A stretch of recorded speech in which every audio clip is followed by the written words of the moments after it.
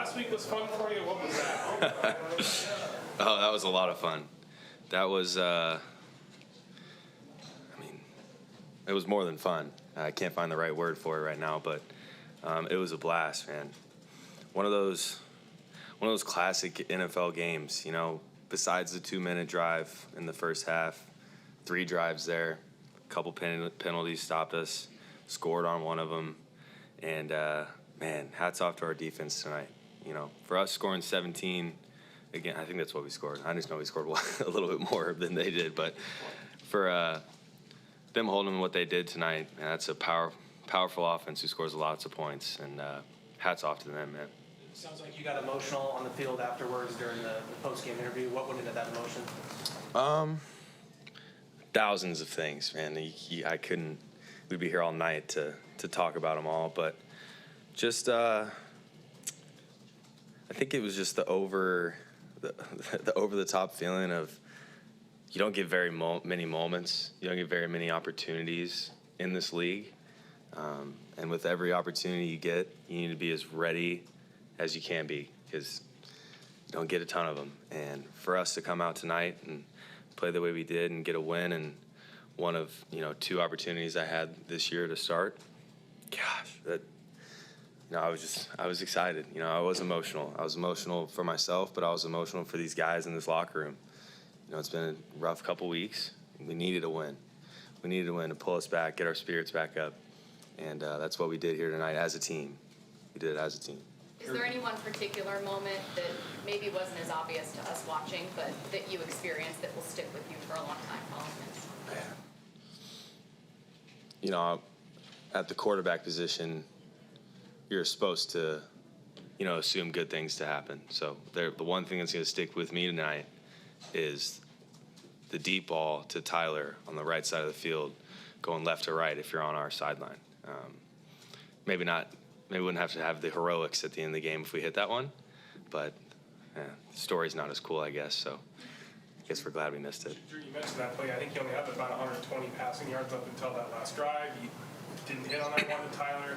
To come back and hit the one to DK to get you guys moving down there, hit the one to Jackson for the game winner. Just how good did that feel in the moment, and what you were kind of thinking as that kind of whole thing played out? Yeah, I think the thing that you always try to get to as a competitor is when you're out there on the big stage, the big moment, the 2-minute drive to go win the game, you're just not thinking.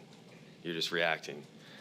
You're using all the training, all the instincts that you've gained from when I was in 3rd grade, started playing football, till right now. All the reps that we have in 2-minute drives in the indoor, where I'm going against the one defense on Wednesdays and Thursdays. So really, what was I thinking? I wasn't. I was just flowing, making decisions with the ball, and guys were going up and getting it. Guys were going up and making plays. Jax, DK, Tyler, everybody all day, the tight ends, and not to mention our O-line and our backs tonight. That being able to run the ball like we did against that front and that defense is special, to say the least. What did you see on the throw to Jackson? Just kind of take us through the play. What did you see there? It was actually sweet. Shane came back to that call. We ran that call on the first 3rd down, first drive.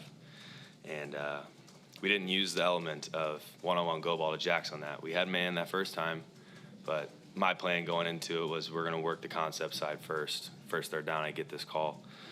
And I'm breaking the huddle. Shane gives me the little reminder in the head, say, hey, don't forget, Jax one-on-one if you got him. I'm like, all right, break the huddle.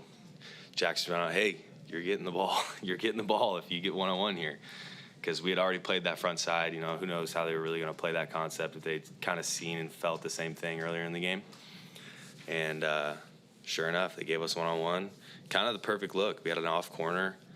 Jax kind of tempoed it off the ball, and he hit the Jets and put that thing in the back corner. After that touchdown, the TV copy kind of caught you and Gino looking at each other doing the strap-on conversation, right? Yeah. So, what's your guys' relationship like now? How helpful has he been to you during these 2 weeks? That's like an unsung hero in these last 2 weeks, man. The encouragement that he's given me, the little pep talks here and there, helping in the film room. It was so cool that when roles flipped and I was going to have to go be the starter, he did the same thing for me that I was trying to do for him. That's just an unselfish dude in there, man. I appreciate him more than words can describe. Talking to me before that 2-minute, you're the best player on this field. You're going to lead us down this field right now. Go get it done. Just things like that, man. It's really cool. This is a really special quarterback room, including Sean when he came in here these last couple weeks. Just a savvy vet, man. Knows a lot about ball, and it's really comforting having him in the room. It's just an awesome group.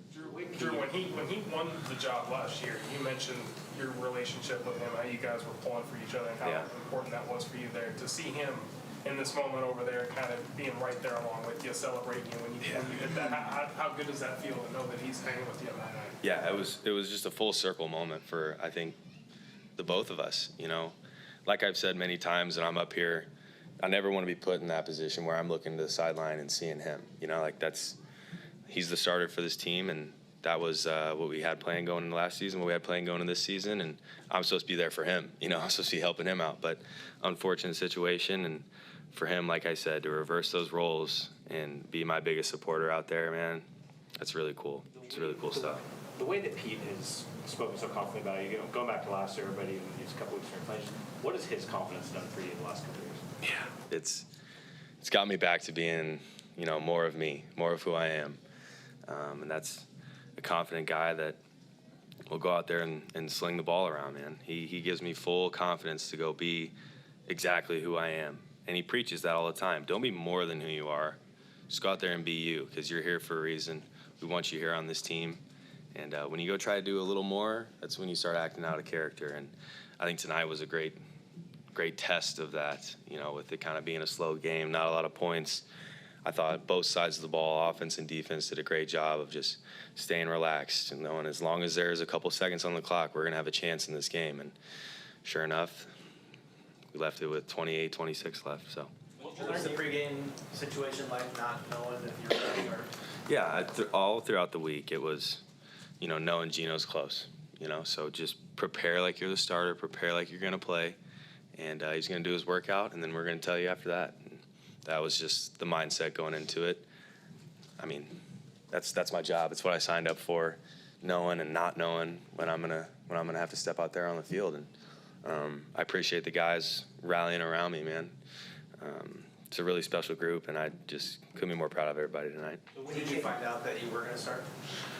A little bit before kickoff today. DJ had one catch for 8 yards in the first 3 quarters. Yeah. For him to come up with not 1, not 2, but 3 huge catches on that final drive, what does it say about him kind of putting the passing game on his shoulders there to give you guys that chance to? Yeah, I appreciate him trusting me. I put that ball low to him on the Omaha, or on the out route, down in the red zone.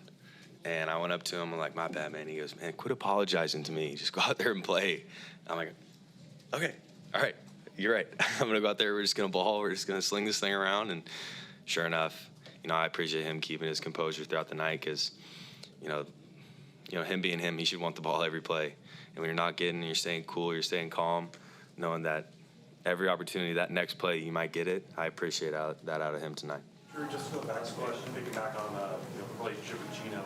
You guys have now both kind of had iconic moments on Monday Night Football in the last 2 seasons. I mean, really, what does that mean, moving forward for you guys and the relationship together? It's just going to keep growing, man. Our relationship's going to keep growing.